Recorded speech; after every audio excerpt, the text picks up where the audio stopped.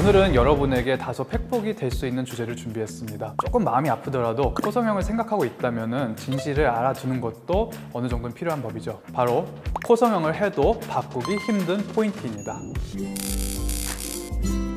오늘의 나닥은 나다. 성형외과 전문의 윤태경입니다. 오늘은 그동안 많이 다뤘던 이 코 라인보다는 이 콧날개, 콧볼 쪽을 얘기해보자고 합니다. 코라인과 더불어서 이 콧방울 쪽이 예뻐야 이상적인 코예요. 그런데 이 코라인과는 다르게 이쪽 부분들은 제한점들이 많은 부분이에요. 그래서 오늘은 이 부분에 대해서 설명을 하고자 합니다. 콧날개, 콧볼, 콧망울 다 같은 용어인데요. 이 부분을 개선하고자 하는 유형으로 크게 세 가지를 볼 수가 있어요. 첫 번째, 이 콧볼이 두꺼운 경우. 이 콧볼 벽 부분은 이게 두껍다고 해서 그 벽을 포 뜨듯이 도려낼 수는 없어요. 미용적으로 굉장히 아쉽긴 하지만은 이 부분은 개선이 어렵다. 나 그럼 해결할 방법이 아예 없냐? 그건 아닌 게 보통 여기가 두꺼우신 분들이 전반적으로 여기가 주먹코처럼 복코이신 분들이 많아요. 그런 분들은 이제 코끝을 좀 더 세워주고 전반적으로 라인을 좀 얄쌍하게 해주면은 비록 이 두께가 변하진 않더라도 수술 전보다는 좀 더 얄쌍한 이미지로 갈 수가 있어서 그런 식으로 개선을 하는 방법을 생각해 볼 수가 있어요. 두 번째는 이 콧볼이 넓고 이렇게 팔랑팔랑한 좀 큰 분들이 있어요. 사이즈가 크고 퍼져 있는 분들은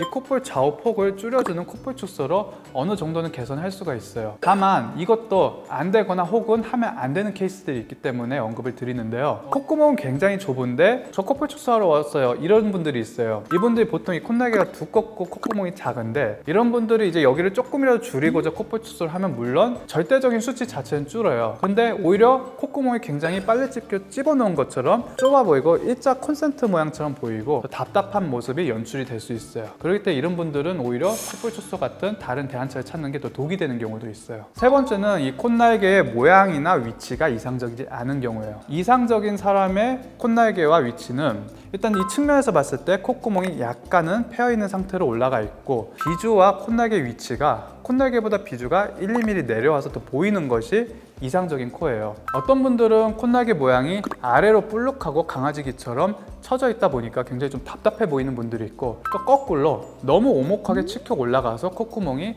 과하게 그리고 세게 보이는 분들이 있어요. 또 이 위치는 이상적인 위치는 다르게 비주가 지나치게 처져 있거나 혹은 역으로 쏙 들어가 보이는 경우도 있는데 이 모두 다 어색하게 보이게 돼요. 병원마다 수술법들은 다 있기는 한데 일반적으로 이제 여기 처진 것을 좀 해결해주기 위해서 안쪽으로서 조직을 일부 제거해서 콧날개를 올려주든지 반대로 연골이나 피부 이식을 해서 콧날개를 내려주든지 하는 방법도 있고 비주 또한 올리든지 내려든지 해서 이런 모습들을 좀 더 이상적인 모양과 가깝게 가는 방법들이 있어요. 다만 무에서 유를 창조할 수 있는 콧대 높이나 이 라인 만든 것과는 다르게 이쪽 관련 구조물에서는 피부가 굉장히 유연하지 않거나 또 너무 두껍거나 아까 말한 위치의 차이가 지나치게 극단적이신 분들은 드라마틱한 변화는 좀 어려울 수도 있다 이런 말씀을 드리고 싶습니다. 또 다른 불가능한 코를 만들어달라고 졸랐던 환자가 있을까요? 앞에 말씀드렸던 주제 말고도 작은 코들이 화려한 코를 만들어달라 할 때 사실 여러 가지 제약점들이 있어요. 코가 아주 작은데 커져 있는 경우들은 사실 의외로 화려한 코가 잘 나오는데 그냥 폭까지 전체적으로 작은 분들은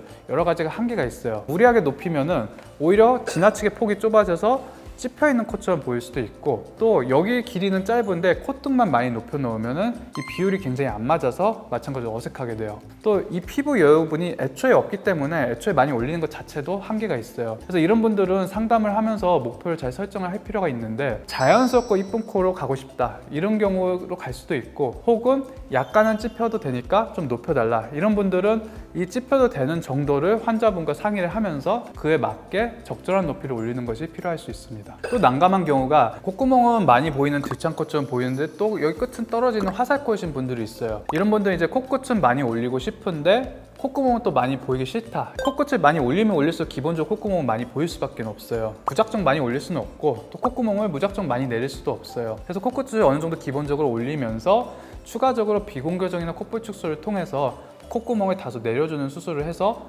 보완할 수 있어요. 그러면 오늘 내용하고 반대로 성형이 잘 될 수 있는 코의 조건이 있을까요?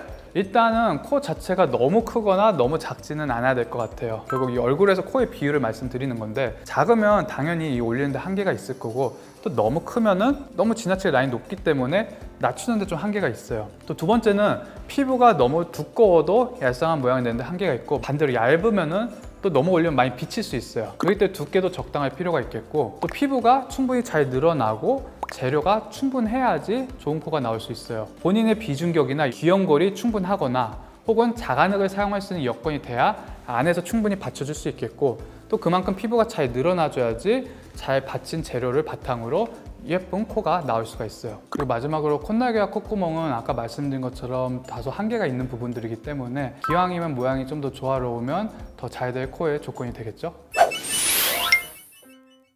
코의 조건에 대해서 알아봤어요. 오늘 내용 보고 저거 내 얘기인데 이러면서 좌절하는 분이 있을까봐 또 걱정이 되긴 하는데요. 전혀 답이 없는 건 아니고 분명 해결책은 있어요. 다만 코 예쁜 연예인 사진 가져와서 나와 전혀 맞지 않는 코의 구조적 상황에 대해서 잘못된 기대치를 갖고 있는 경우들도 있어서 오늘의 영상을 준비를 해본 거고요. 본인이 코의 특성에 그거 되는 것과 안 되는 것을 잘 이해하고 수술을 받으면 충분히 만족을 할 수 있습니다. 오늘의 나다 성형외과 전문의 윤태경이었습니다.